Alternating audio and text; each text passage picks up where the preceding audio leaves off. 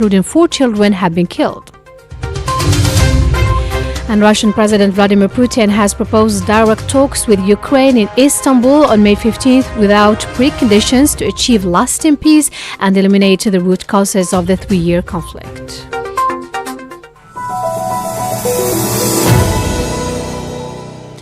And those were the major developments. And now the full news edition. I'm Asya Bakar. Good afternoon. The President of the Republic, Mr. Abdelmajid Tebboune, has sent a message to pilgrims on the occasion of the departure of the first batch of Hajjis to the holy sites of Islam.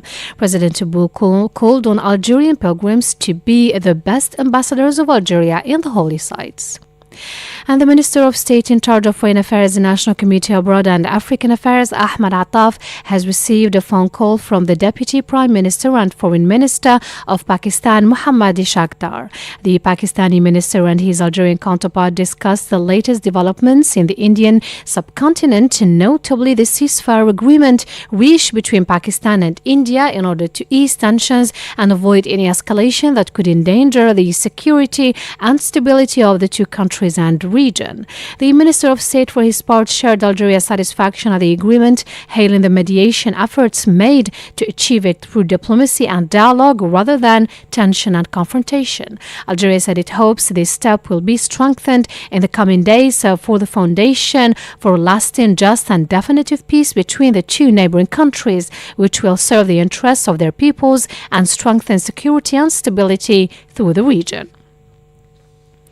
The Speaker of the National People's Assembly, Ibrahim Boughali, is in Jakarta, Indonesia, to take part in the 90th session of the Conference of the Parliamentary Union of the Member States of the Organization of Islamic Cooperation and related meetings. Mr. Boughali is leading a delegation representing both houses of Parliament to the conference held under the slogan Silver Jubilee of the Union, Good Governance and Strong Institutions, Foundations of Resilience. This session will be preceded by meetings of the Executive Committee, the Union's General Committee, and the permanent specialized committees, in addition to the Arab, African, the Asian groups, which will meet separately for consultation. And now the Minister Delegate to the Minister of National Defense and Chief of Staff of the People's National Army, Army General Said Chengriha, has chaired the annual meetings of the executives of the Central Directorate of Military Infrastructure, the Engineering Military Center, and the Development of Infrastructure here in Algiers. Mariam Barshi has the details. The Army General inaugurated the technical facility of the Military Center for Engineering and Infrastructure Development, where he attended presentations made on the activity report for the 2024 to 2025 plan, as well as on technical equipment and planned projects. In a speech made via video conference, the Army General praised the military infrastructure for its role in the War of Liberation, its contribution to national reconstruction through major projects, and its efforts in developing the infrastructure of the People's National Army with dedication and rigor. The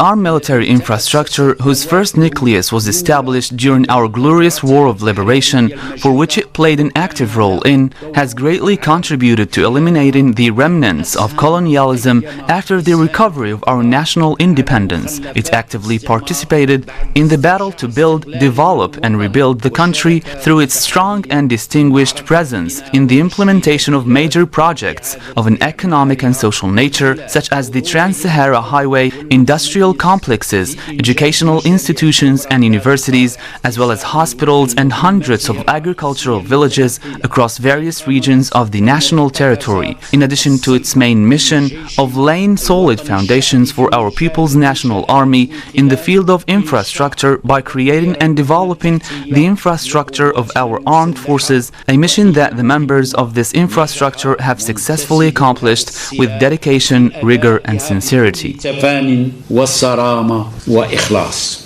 The Army General then visited the various departments of the Military Center for Engineering and Infrastructure Development before inaugurating a new museum dedicated to the history and evolution of the military infrastructure and its major contributions to the construction of vital infrastructure for the country.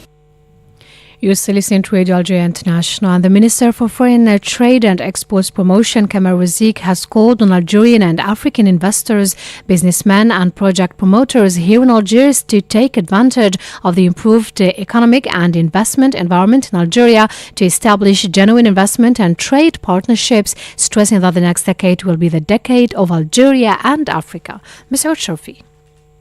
Mr. Rizieq stressed that the economic boom that Algeria is experiencing opens up very promising prospects and calls for the exploitation of all available opportunities and of the significant material, human and natural resources that Algeria abounds in to establish genuine economic partnerships and conclude major trade contracts.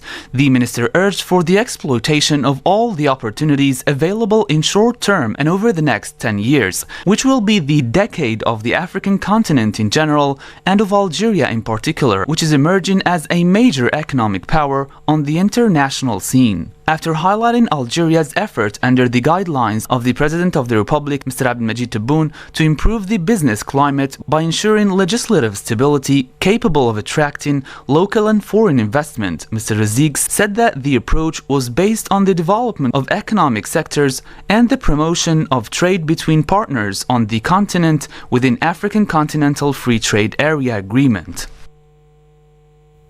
And to the Middle East now, as UNRWA has warned that the continued humanitarian blockade imposed by the Israeli occupying authorities on the Gaza Strip for over 2 months will cause irreversible damage to countless lives. At least 10 Palestinians, including 4 children, were killed in new airstrikes which hit today the territory. The news agency Wafa stressed that several others were wounded in the attack, which targeted a region west of Khan Yunis in the southern part of Gaza.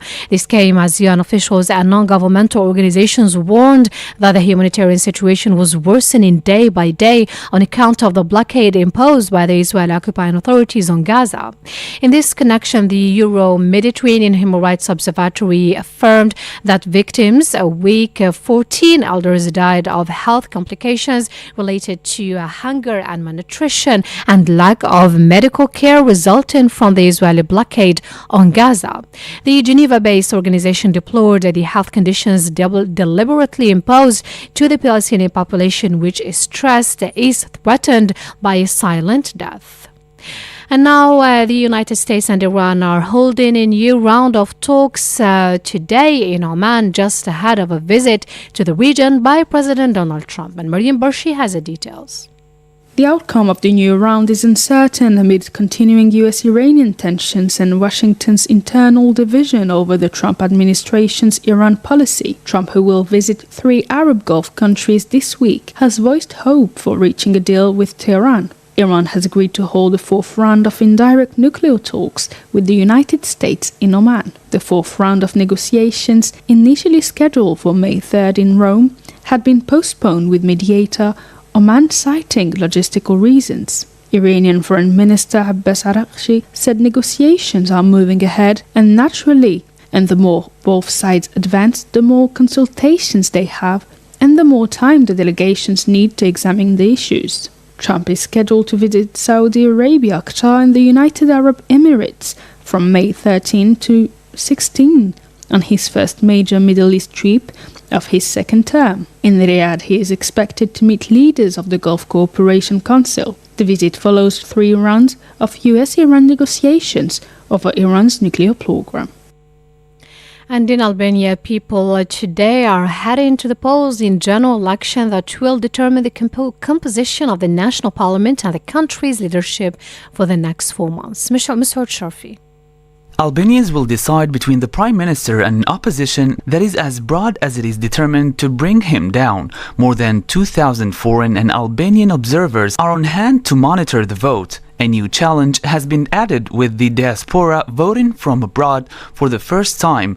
According to official figures from the Central Electoral Commission, some 246,000 Albanians not resident in Albania are registered to vote. 3.7 million voters will be called upon to choose between the candidates of the 40 parties competing in this election. The first, Edi Rama, 60 years old and leader of the Socialist Party since 2005, is seeking a 4th consecutive term as prime minister, which would be unprecedented. Rama's main rival, 80 years old Sali Berisha, a former president and prime minister, leads the Conservative Democratic Party. The right-wing figure was the first non-communist president of Albania and has allied himself with more than 20 other parties, hoping to succeed together in ousting Edi Rama from power. And now Russian President Vladimir Putin has proposed the holding of direct talks with Ukraine in Istanbul on May 15th without preconditions to achieve a lasting peace and eliminate the root causes of the three-year conflict, as he put it. Marin Borshi. The offer came hours after the leaders of Ukraine, France, Germany, Poland and the United Kingdom called for an unconditional 30-day ceasefire. The leaders, who were meeting in Kiev, said their call is backed by President Donald Trump and threatened to take massive new sanctions on Moscow if it did not agree with their plan. Putin, however, rejected that proposal, slamming European ultimatums and anti-Russian rhetoric before outlining the counter-proposal for renewed Russia-Ukraine negotiations. He said Russia is proposing that Kiev resume direct negotiations without any preconditions, offering the Kiev authorities to resume negotiations on Thursday in Istanbul. Putin said that he would speak to Turkish President Recep Tayyip Erdogan later today about facilitating the talks. There was no immediate response from Ukraine to the proposal. Ukraine's President Volodymyr Zelensky has previously said he was ready for peace talks, but only after a ceasefire is in place. And the UN Secretary General Antonio Guterres has hailed the ceasefire agreement reached between India and Pakistan. And the details with Mr. Sharfi. The UN chief spokesman, Stefan Dujarric, reported that Secretary General Antonio Guterres hailed the ceasefire agreement between India and Pakistan as a positive step towards ending the current hostilities and easing tensions. Mr. Dujarric added that Mr. Guterres hoped the agreement would contribute to a lasting peace and fostering an environment conducive to addressing broader and long-standing issues between the two countries. The spokesman added that the United Nations stand ready to support efforts to promote peace and stability in the region. A ceasefire between India and Pakistan appears to have held overnight after the two nations accused each other of violations just hours after a deal was reached. Days of cross-border military strikes had preceded the US brokered deal, marking the worst military confrontation between the two rivals in decades. US President Donald Trump hailed India and Pakistan's leaders for agreeing the ceasefire in fresh comments today, saying millions of people could have died without it. This comes after explosions were heard in India-administered Kashmir hours after the deal was announced, with both sides accusing each other of violations. Solidarity demonstration was staged in Cantabria in support of the national and international campaign for the release of Sahrawi political detainees in Moroccan prisons. Participants expressed their solidarity and support for this campaign, calling for the immediate release of all Sahrawi political prisoners. The rally was organized by the Association of Friends of the Sahrawi People, Cantabria for the Sahara, in coordination with a representative of the Popular Front in Cantabria. And now back to Algeria. The first international forum on Algerian foreign policy and the non-aligned movement today opened at the Hotel Al Jazeera here in Algiers. Organized by the Faculty of Political Science and International Relations, the two-day conference is marked by the participation of several international experts. You still listen to Radio Algeria International, and Beatrice Bisio, head of Department of Political Science at the Rio de Janeiro University and coordinator of the Center for Interdisciplinary Studies of Africa, Asia and South-South Relations, said the following to our correspondent, representative of Radio Algeria International to the event, Mohamed Khater.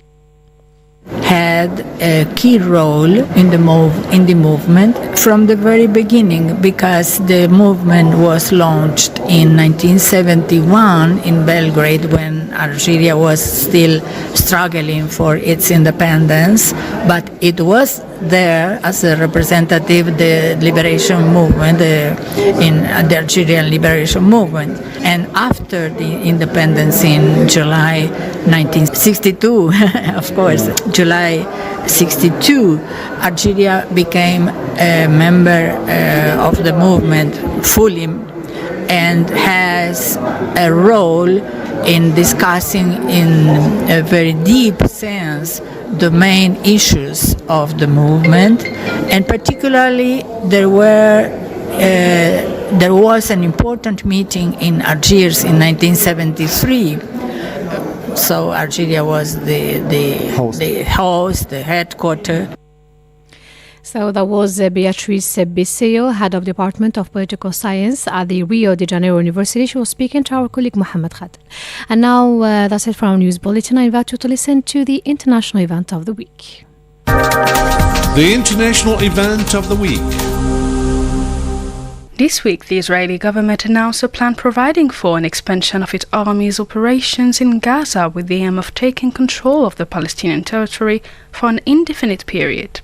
The plan that marks a significant development in the Middle East would lead to the forced displacement of Gaza's population, which is facing a dire humanitarian situation. The plan that reveals a strategy outlined by the Israeli government to maintain a permanent control of Gaza provides for continued military operations throughout Gaza, as well as the settling up of so-called security zones in the territory.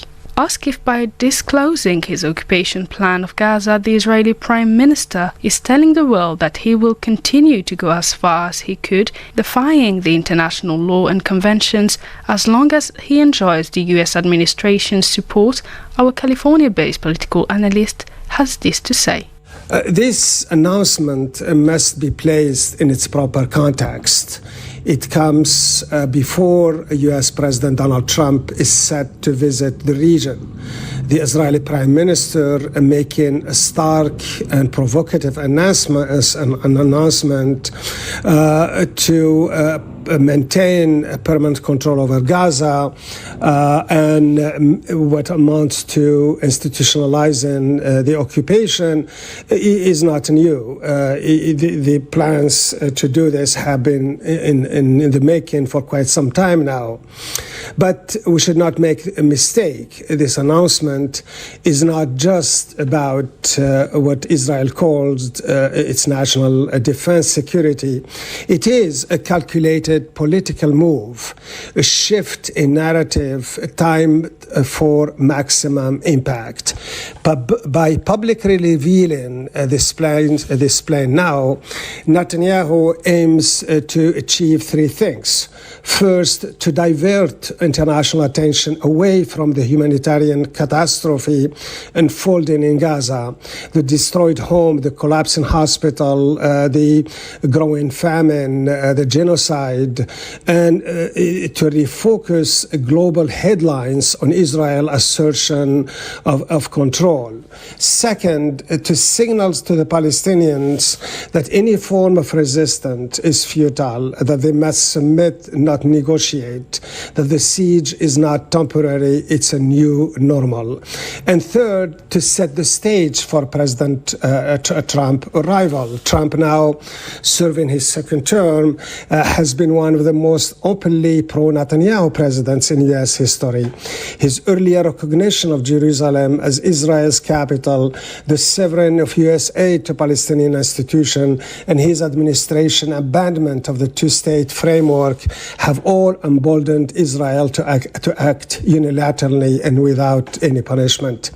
Netanyahu understands the power of this moment. With Trump returning to the region, he's using the opportunity to showcase dominance not only over Gaza, but over the political narrative. The announcement of permanent control is as much about optics as it is about policy. It transforms a brutal, grinding military campaign into what Israel frames as an organized, long-term security arrangement and does so right before the cameras arrive. This is a public relation as power projection. It is also a message to an international community that as long as Israel enjoys unwavering U.S. backing, it can act with impunity by passing international law, defying United Nations resolution, and ignoring humanitarian obligation. It is a strategy aimed to force and deny the Palestinians their rights and use President Trump's visit to serve Netanyahu's policy, no more, no less. The Israeli expansion plan that allows for the capture of additional areas of Gaza, 30% of which is already under the occupying forces' control, is also aimed at replacing the current aid delivery and distribution system with one channeled by private companies and military-run centers. The ongoing conflict has resulted in over 52,000 Palestinian casualties and virtually destroyed the Gaza Strip. The Israeli airstrikes on hospitals and schools sheltering displaced have exacerbated the situation, leading to a widespread destruction of infrastructure. In a statement released this week, the UN Humanitarian Country Team, HCT, representing UN and non-governmental organizations, both international and Palestinian, condemned the Israeli efforts to dismantle the current aid system, saying that the Israeli plan would contravene fundamental humanitarian principles and deepen the suffering of the civilian population, which is already confronted to severe shortages of food, water, and medical care. According to the Euro-Mediterranean Human Rights Monitor, the escalating famine in Gaza reached catastrophic proportions amid the total blockade imposed for weeks by the Israeli occupying authorities on Gaza, preventing the entry of humanitarian aid, medicine, and basic supplies. Asked on whether the Israeli government's plan to replace the current aid delivery and distribution system in Gaza is yet another evidence of what appeared to be a deliberate attempt to weaponize the aid, as affirmed this week in Geneva by the spokesperson of the UN Aid Coordination Office, OCHA, our political analyst had the following. This is troubling. At the heart of it is the sidelining and banning of UNRWA, the United Nations Relief and Works Agency, which for decades has been the backbone of humanitarian operations in Gaza and throughout the region. Israel, backed by the United States in this case, has long pushed for UNRWA's elimination, not because of inefficiency or a lack of performance, but because the agency represents something political, the recognition of Palestinian refugees and their rights to return. For both the Jewish states and some in Washington, ending UNRWA is seen as a way to dissolve the refugee issue entirely, almost as if removing the agency will make millions of displaced Palestinian people vanish from the political conversation, or their rights will be gone. But it should be clear, cutting out UNRWA does not erase history or resolve grievances. It just removes a lifeline. UNRWA has been feeding, educating, and providing healthcare to thousands and millions of Palestinians in Gaza for generations. It is a trusted organization, trusted by communities, and has the resources, despite all the challenges, to operate in ways that few others can. Now, with Israel taking this issue, humanitarian aid is now seen as being turned into a tool of political control or a weapon. If, as simple as it is if food and medical supplies are distributed only to areas or individuals deemed acceptable, or using tactics or using justification not to distribute at all, this only is a violation of international. This is a violation of international law, and it is in fact a means to punish the entire population of Palestinians. The need is dire in Gaza, and as famine continues to affect thousands of Palestinians, this is definitely not the time for political experiments. In its time for a principled humanitarian action.